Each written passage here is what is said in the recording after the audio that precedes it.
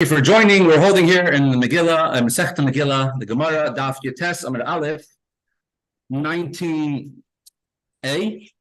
If you have an art scroll Gemara, we're holding 19a3, top of the page. The Gemara is discussing the four opinions from where one must hear the Megillah, and to fulfill his obligation of hearing the Megillah. Opinion number one, Reb Meir, was the entire Megillah. Opinion number two, Reb Yehuda, was he had to hear from towards the beginning of chapter 2. Ish Yehudi, there was a Jewish man whose name was Mordechai. Opinion number three is that you had to hear from the beginning of chapter 3. Haman became great. Opinion number four, which is Reb Shimon Bar Yochai, or another version, Reb Shimon ben Elazar, you have to hear from the beginning of chapter 6. Ish, from Balaylahu, at that night. This is when the main miracle began, beginning of chapter 6. We brought Rabbi Yochanan, who explained that all of these four opinions base themselves on one verse, the same verse. In chapter 9 of the Megillah, it says, Mordechai and Esther wrote down Es Kol Toikef, the entire acts of power, as you see here on the screen. Mordechai and Esther wrote down the acts of power into Megillas Esther, Book of Esther. Therefore, we have to talk about the strength, the power, and whose power is the most important to know for the story. Is it the power of Hashem? All you need is from chapter 6. Is it the power of Mordechai? Then you need from the beginning of chapter 2, the strength of Haman and the great miracle that Hashem made Haman have a downfall. That's, you have to know from the beginning of chapter 3. The strength of Achashverosh, you have to know from the beginning of the Megillah, where it talks about how many countries he ruled and the great feast that he made. And that's the basis of all four of these opinions. Now the Gemara will bring a second opinion, a second source for all of these four views, from where one must hear the Megillah from. Ideally, one should hear the entire Megillah, but from where one must hear the Megillah from. It's four different views. Halacha is going to be like Rabbi Meir, then one must hear the entire Megillah.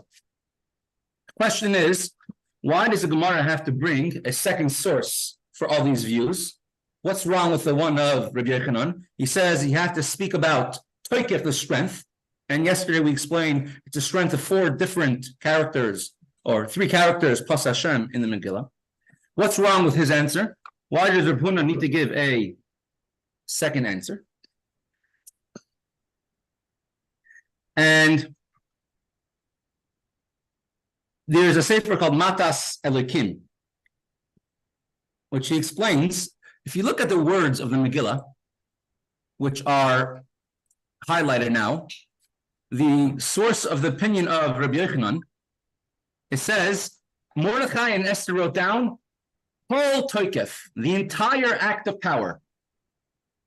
Kol means a whole thing. If you're basing yourself solely on this pasuk, on this verse, according to Rav Huna, it makes sense. You should have to read the whole Megillah. You have no source from this pasuk, Toikef, acts of strength, that one must read the Megillah from different area, from different points in the Megillah. Rather, you should read the entire Megillah. He holds, Rav Huna holds a different opinion. Look at the words of the Megillah, verse 26. Just 3 psukim before the words over here. It says, Al Pain, therefore, Karu, the Jews called, Layanim Me'ela, these days, Purim on Purim, Al Shema Pur, because of the lottery that Haman made. Al Pain, I called Divrei Ha'Igeres Azois. All of the words of this letter. Called Divrei Ha'Igeres Azois means the entire Megillah. Called Divrei. If you would learn from these words, one must read from the entire Megillah. what happened? What did everyone do? And what happened to them as a consequence? Let's read the Gemara inside.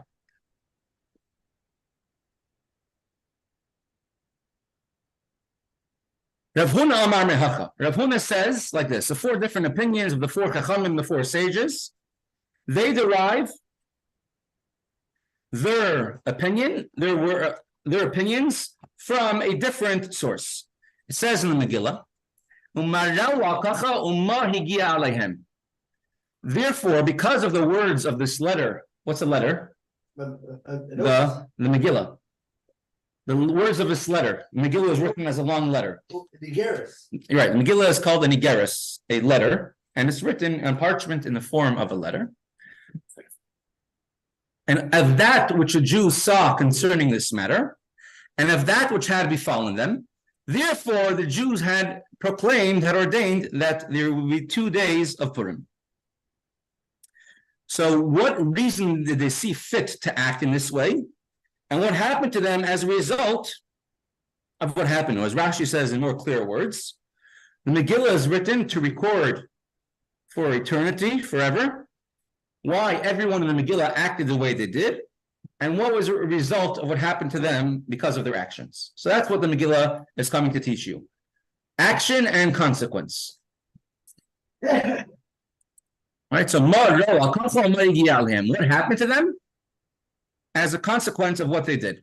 So we want to see whose actions caused which consequences. The first opinion in the Mishnah, which was their mayor, which says one must read the entire Megillah. He says, he wants to see what are the consequences. What did Achashverosh do? How did he act? What caused him to use the vessels of the Beis HaMikdash? Achashverosh, he made a big feast and he took out the vessels of the Beis HaMikdash and he used them. What caused him to do that? If you remember, early in the beginning of the Masechta Megillah, we explained that Daf Yud, Achashverosh thought that the 70 years of exile were finished, and still the Jews were not redeemed. So he made a big feast to celebrate the Jews will be in exile. And he took out the vessels of the Beis HaMikdash, and he desecrated them. So, what did they see? What did Achashverosh and his court and his advisors see? They thought that they could use the kelim, the vessels of the Beis HaMikdash. The reason was Achashverosh calculated that 70 years had already concluded, had finished of exile.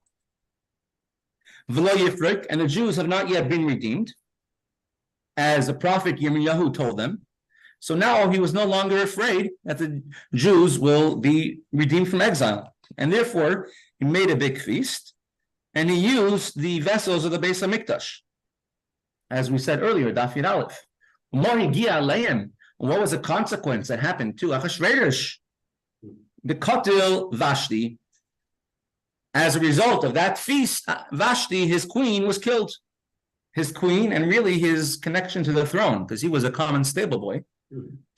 And he became a king as a result of marrying Vashti, who was a daughter of Belshazzar. So the mayor therefore holds that being as a Megillah is there to say the actions and the consequence of the actions. So discuss the actions of Achashverosh, what he did at the feast. He used the Beis HaMikdash's, the Holy Temple's vessels, and therefore he ended up killing Vashti. The second opinion, Manda Amar, an opinion of Rabbi Yehuda, which says, Me'ish Yehudi, that you need to hear the Megillah from the beginning of chapter Pasuk Daled, Pasuk Hey of chapter 2, where Mordechai is introduced. He says, Mara Mordechai, let's look at the actions of Mordechai and the consequence of his actions. Mara Mordechai de'ikni b'Haman. What were the actions of Mordechai? What did Mordechai see, and what did he do that provoked Haman and made Haman angry to get an excuse to kill Mordechai, and as a result, to kill all the Jews? And it says, oh, what did they see? Because it wasn't just Haman, but rather it was Haman and his wife and his sons as well. And what did Mordechai see? It says, Maro, what did they see? What did Mordechai and the other tzaddikim, the other righteous people, other tzaddikim of the generation who did not bow down to Haman, and it awakened Haman's jealousy and anger?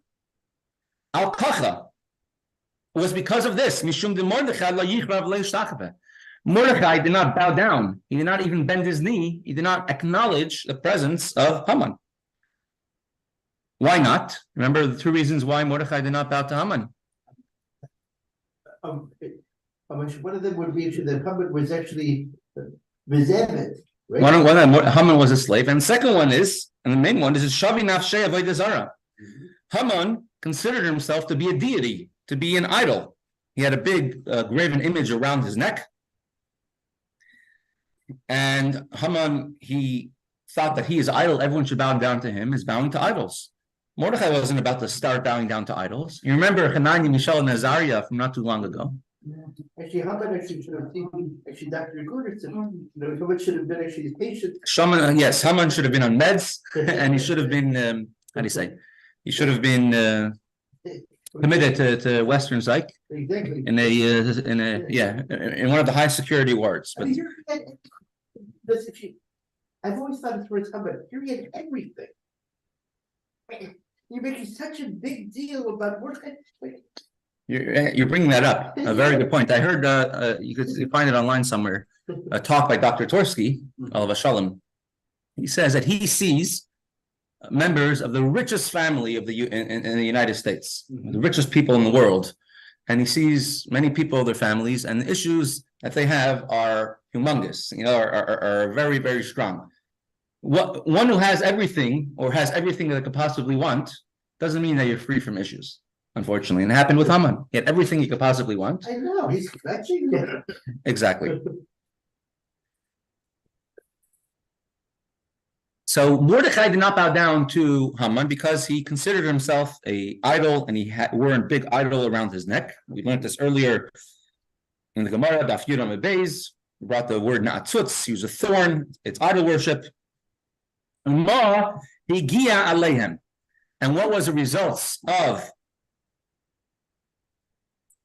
Mordechai's self-sacrifice, Mordechai's commitment to not bowing down to Haman? Disrachesh nisa, a great miracle happened. The question that Marsha asks over here, it only discusses Mordechai not bowing down to Haman at the beginning of chapter 3.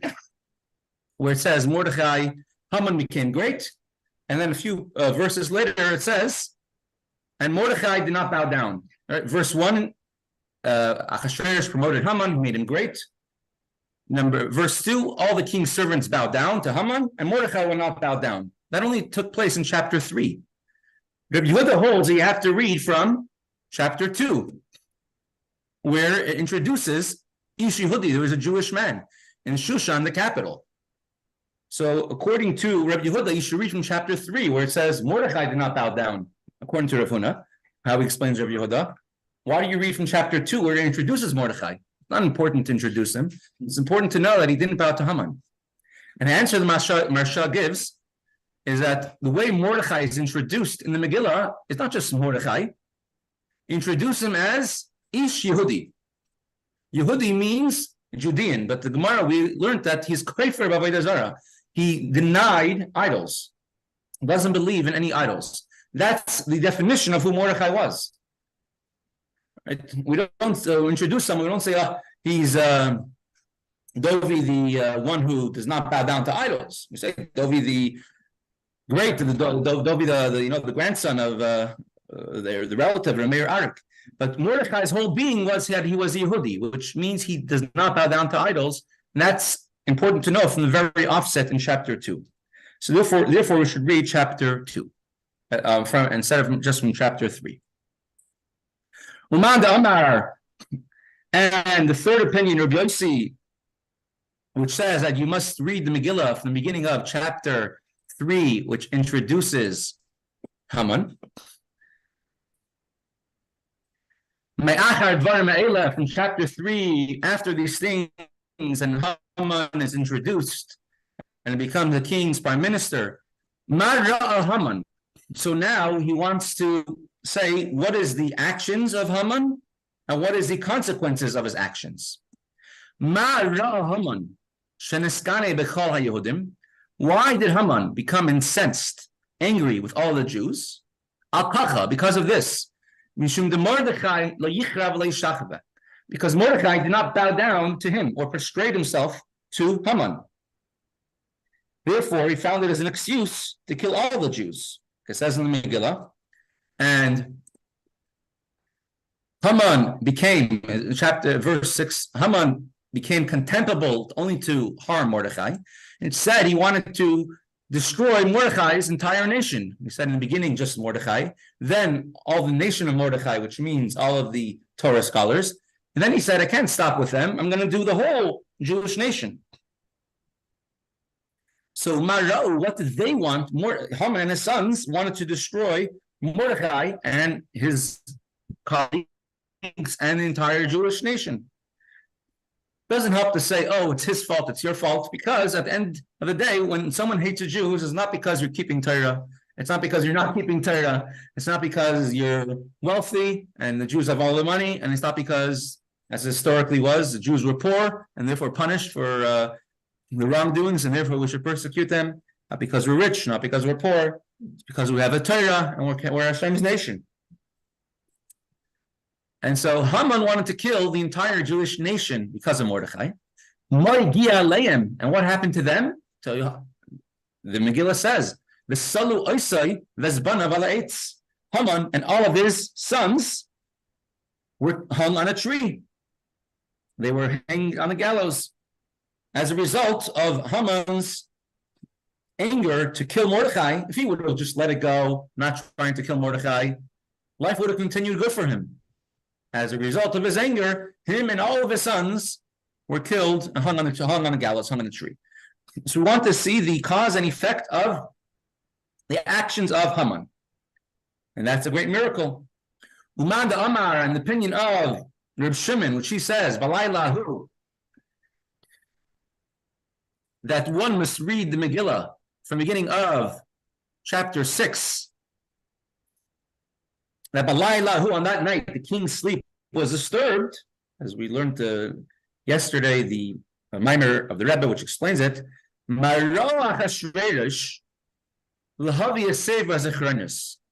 Let's see the cause and the effect.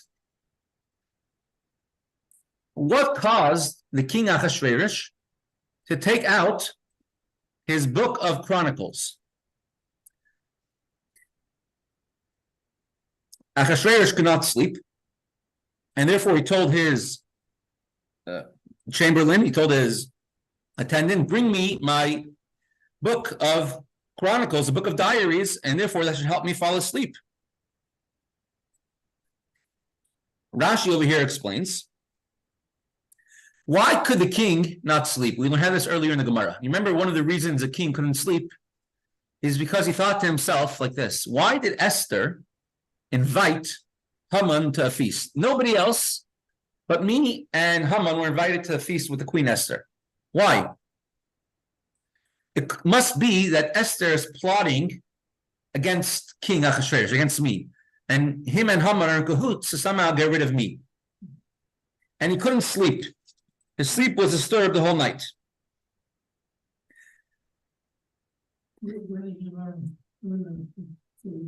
Where do we have? We had it earlier in the Gemara about 5 lot ago that he thought to himself when we were going through the Megillah and explaining the Megillah pasuk by pasuk, verse by verse.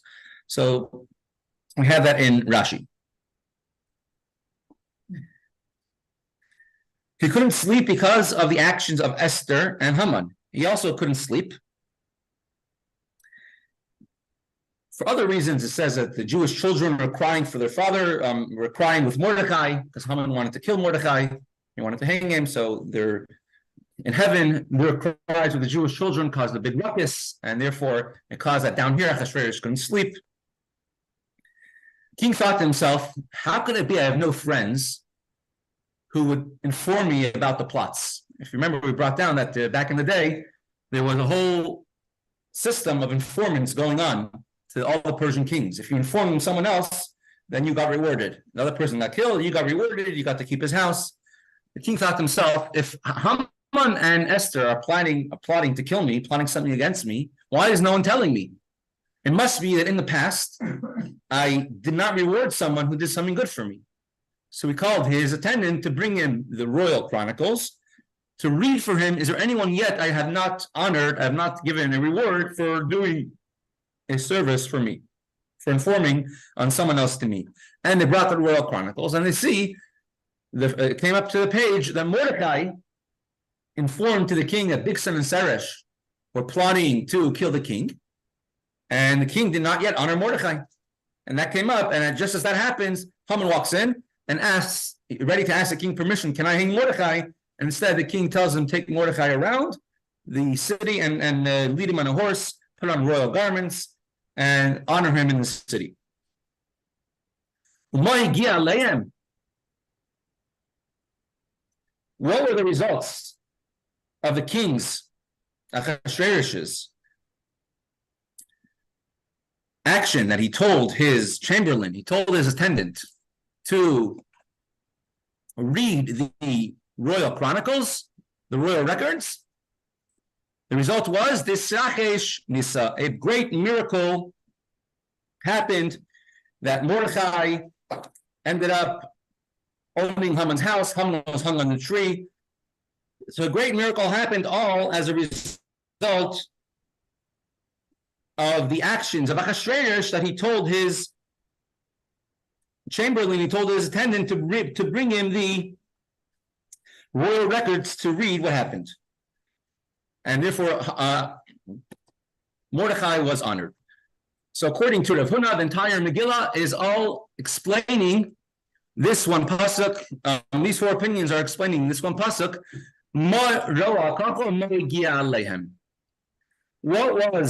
What did they see? What were the actions they did? And what happened as a result of the actions? Was it the actions of Mordecai, the actions of Haman, the actions of Achashverosh in the beginning of the Megillah, or rather the actions of Achashverosh when he could not sleep? The question is asked. We have four opinions. Why four views? From where must one read the Megillah from? And each one had brought a different. Was it Reb Meir, Reb Shimon, Reb Yehuda, Reb Yossi, and each one started from a different place because of a different reason. They want to have the strength of Achashverosh. So you have to read from the beginning. You want to discuss the strength of Haman. So if that's the case, why read till the end of the Megillah? At the end of the Megillah, Haman is hung in chapter 7. Haman and his sons are hung in middle of chapter 9.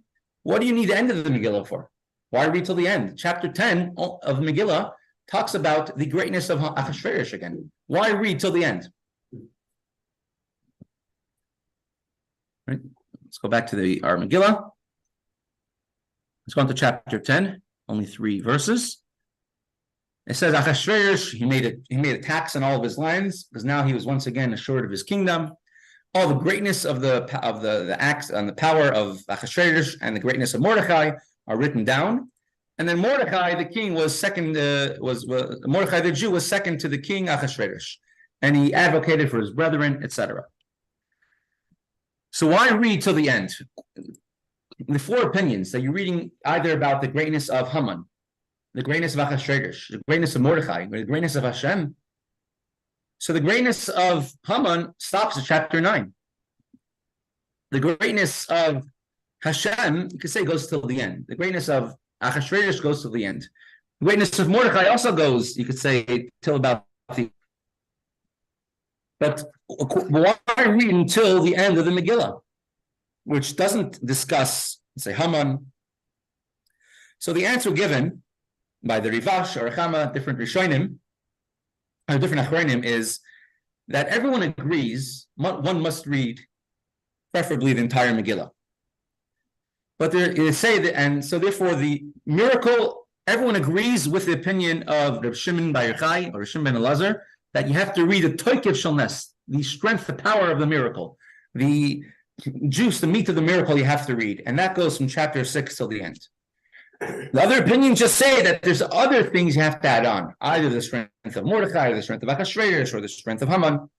But everyone agrees you must read the strength of the miracle, which is from chapter 6 till the end.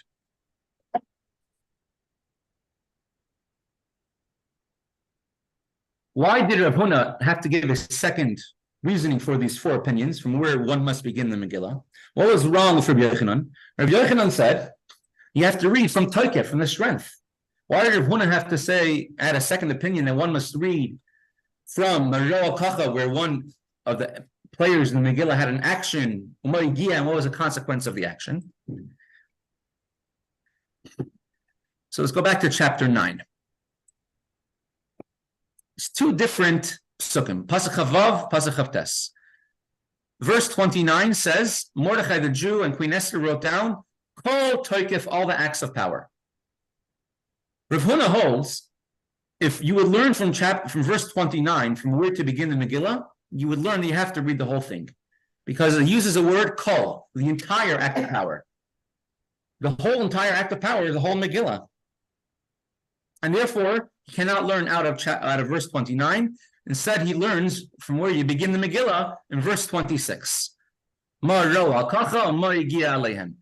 they did, what different players in the Megillah actions they undertook, and what were the consequences. That's what Rav Huna holds. Rabbi Yochanan says, no, I cannot learn from verse 26. Because verse 26, the Megillah is called an igeres, a letter. Talking about the writing of the Megillah. Not about reading the Megillah. Everyone agrees that the Megillah must be written completely. Can't be missing any chapters. You must have the beginning, you must have the end, you must have the middle.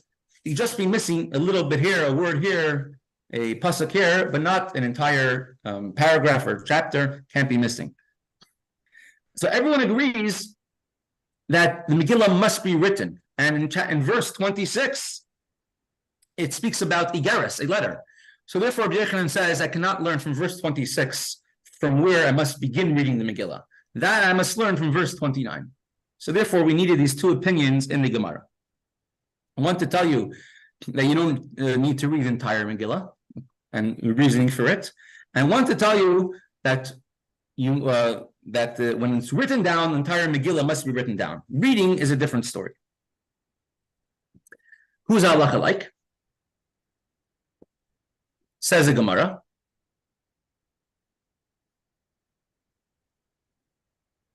The Amar Reb Chalbai, Amar Reb Chama Bar Guria, Amar Rav. So Rav says, what is halacha? Megillah,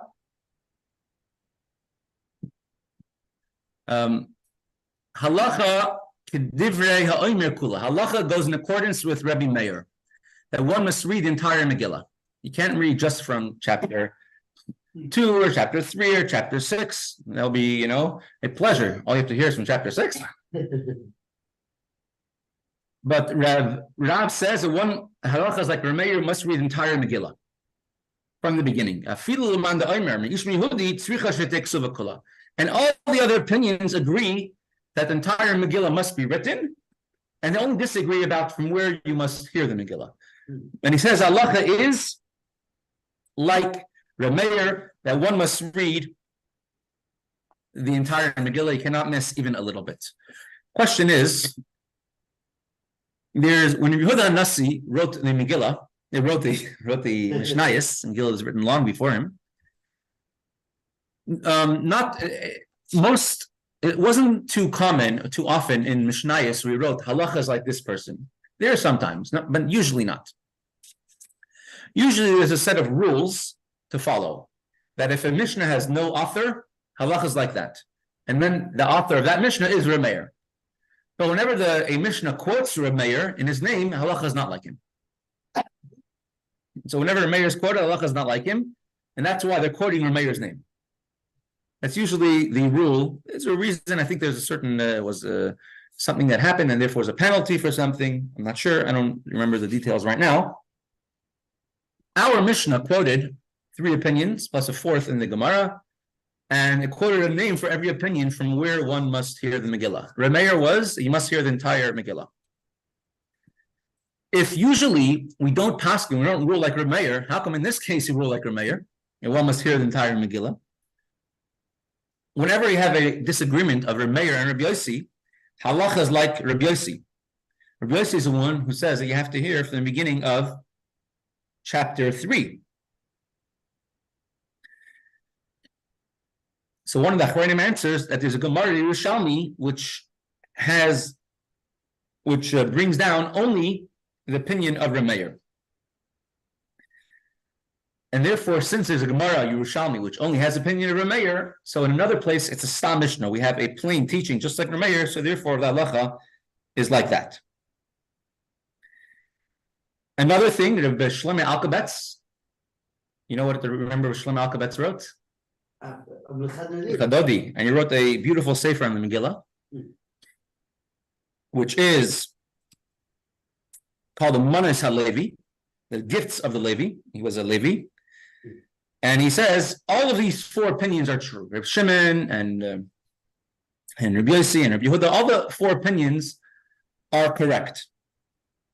And Reb Meir, and we must read all of the entire Tokef, entire strength. They're only arguing about where is the Ikr Tokef, where is the main miracle, the main strength of the Megillah. But everyone agrees technically that you should read the entire thing.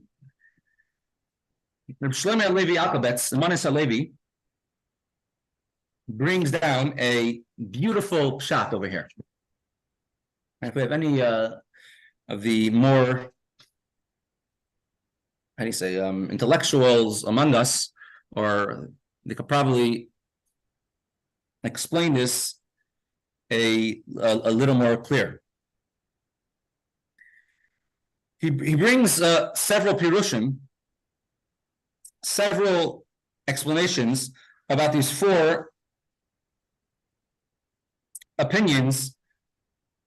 One of them we brought down already, about from why are we focusing on each one of these different people? That either we explain that it has to go back to Yaakov and Esav, Yaakov bowed down to Esav, they wouldn't accept Timnah as a convert, if you remember that part. But then he brings down a very interesting shot from someone named Rabbi Yosef Taichik. He's brought down several times. So who exactly he was, I'm not sure. But the Manas HaLevi brings him down. It must have been one of the Rishonim. He says, in general, you could divide creation, you could divide all beings into 4 different categories. And the words he uses are Poyel, Tzura, Chomer, and Tachlis, which means action, reaction, form, and matter. What do you focus on? Now, I looked this up a little bit. There's actually, it goes down to, it's more of a, how do you say, more of a Musar type of outlook. What do you look at? Which part of creation is the most important? For example, you can have a doctor walks into a room, a hospital room of a patient, and he sees at the patient, he sees the charts, and he sees that the patient is a miracle happening, and suddenly the numbers are good and everything will be fine. And doctor is all excited, and he starts dancing. The patient's family is in the room. Doctor, what are you dancing for? He says, you don't see that dot move there and that's there? And they said, patient's laying unconscious like he in a coma like he was yesterday. The next morning, the patient wakes up, and now it's a turn of the family of the patient to start dancing. Who's right? They're both right, each one according to what they're looking at. The doctor's looking at the charts, and the patient's looking at and the family is looking at the actual patient. And so he says, there's 4 different aspects. One is called Poyel, the action. One is called the Chomer. Chomer is more like the spiritual aspect of it. The Tzura is even sort of like a nefesh, a more spiritual action of it. And Tachlis is a purpose, a goal. Forget about everything on the way. What's the goal we're headed to? And these 4 opinions in the Gemara, from where you must begin in the Megillah, do we look at the strength of Achashverosh? Do we look at the strength of Haman, the strength of Hashem, or the strength of Mordechai? These depend on these 4 outlooks. I'm sure someone like the Rebbe's father could explain this very well. So the opinion which says that one must read the entire Megillah, he's going on the action.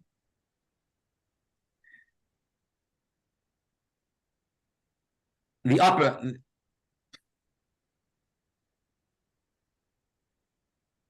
because a person could look at the Megillah and say, what was the great Tokef Shachashverish, the power of Achashverish, is that he wrote two letters, a first letter and a second letter. The first letter said to destroy the Jews. Shortly afterwards, 2 months later, he wrote the second letter to save the Jews. We know Achashverish was a very stubborn person. He killed his wife Vashti, and we don't see he has any regret that he killed Vashti, even though she was a great person. And now, with just a very fickle thing, he listened to his wife, his new queen Esther, to take back his original decree. He wasn't a person who changed his mind so easily. So that is a main miracle, the payalis, the effect that it had. And that's the opinion of Reb Meir, that you have to read the whole thing. You go from the power of Achashverosh. The opinion of Rabbi Yehuda, which you start from Ish Yehudi, that is going on.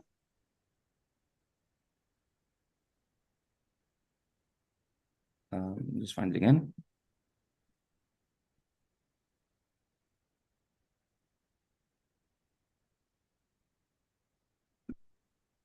Going on the tachlis, what's the goal?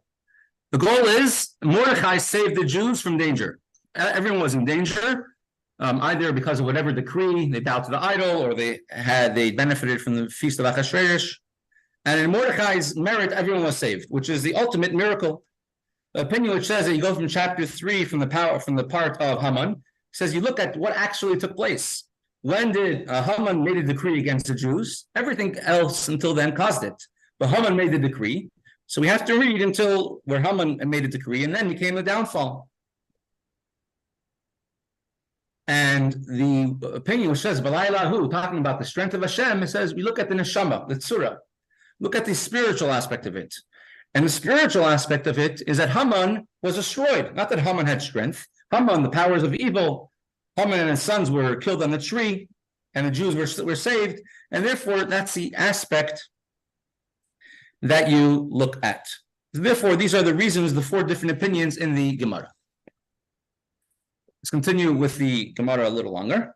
We have about 8 more minutes left. The Amar Reb Chalbai, Amar Rav Goria, Amar Rav.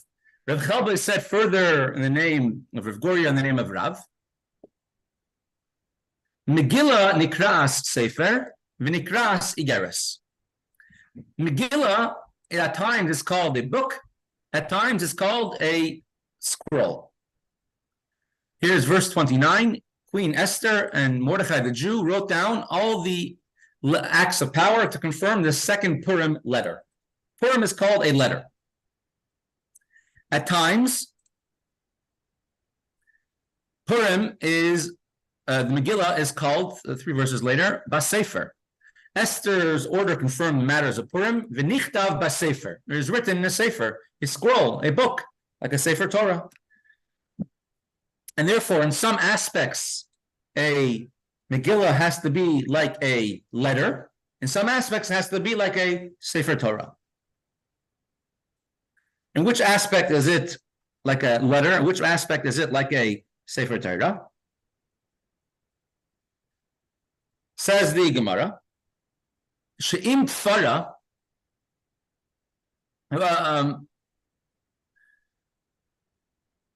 Nikra Sefer, it is called a scroll. She'im Tfara b'chute pishtan psula. If somebody used flax threads to sew a sefer Torah is invalid. The im Nikra Igeres, and as well as a Megillah, is called a letter. The Megillah is kosher if it was not sewed all the way. There's only 5 minutes left. I brought this up on the screen about how you sew a Sefer Torah and a little demonstration about it, but I think we'll play that part tomorrow. If a Sefer Torah has to be sewed. You don't use a regular thread that you buy in the store to sew a Sefer Torah. You can't use fish wire, nylon, which is very powerful, very strong, to sew Sefer Torah. Sefer Torah has to be sold.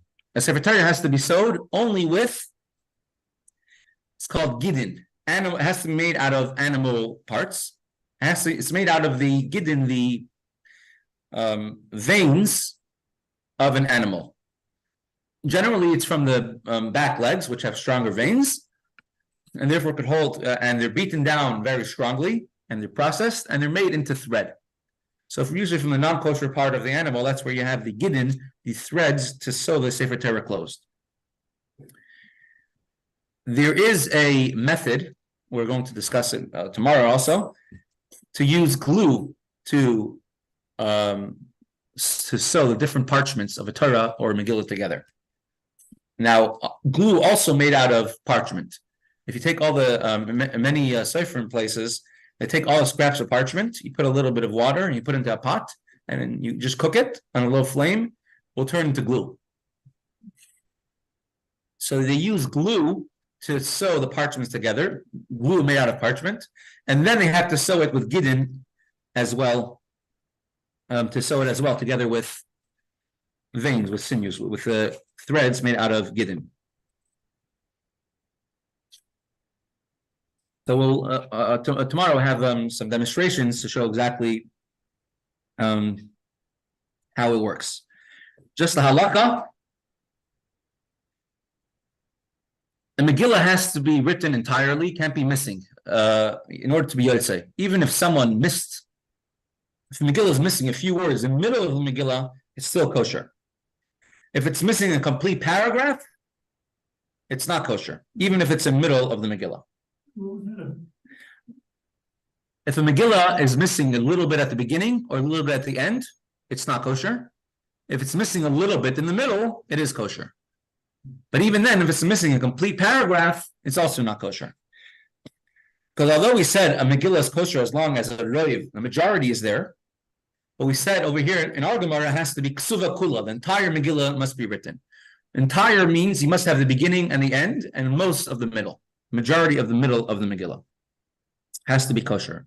As well, the Pnei Yeshua writes that a Megillah is like similar to when we are fulfilling the mitzvah of destroying Amalek. We don't know who Amalek is today. We can't go around killing the people of Amalek because we don't know who they are. We don't know the nation they are. And I mean, if someone is harming Jews, it's definitely a mitzvah to get up and to kill them. But if we don't know who they are, don't know the people of Amalek, you can't fulfill the mitzvah of the Torah. And we fulfill it by hearing on Shabbos Parsha Zachar the Parsha of Zachar of the war of Amalek being read in Shul, as well as listening to the Megillah and the Torah reading on Purim. And therefore, since it's comparable to the mitzvah of destroying Amalek, just like when you're reading from the Sefer Torah on Shabbos, you're not reading the whole Torah, you're reading a few psukim to hear the Parsha of Amalek. So in a similar sense, the Megillah would be kosher with just a few psukim, meaning as long as you have more than half of it, it's kosher. But since we says the words kol toikef, you have to read from an entire Megillah story. So therefore, it's enough if it's like a letter and you can read some of it by heart. And therefore, the halacha is that the Megillah has to be written entirely, and you have to read it from a complete Megillah. And b'diavad, if it's written only partially, it's kosher as long as it's not missing any a full concept, a full idea, like a full paragraph. But if a Megillah is possible, if it's invalid, if it's missing crowns, if there's a crack in the letter, if some of the letters are rubbed out, then it's still totally kosher and there's no problem at all. So,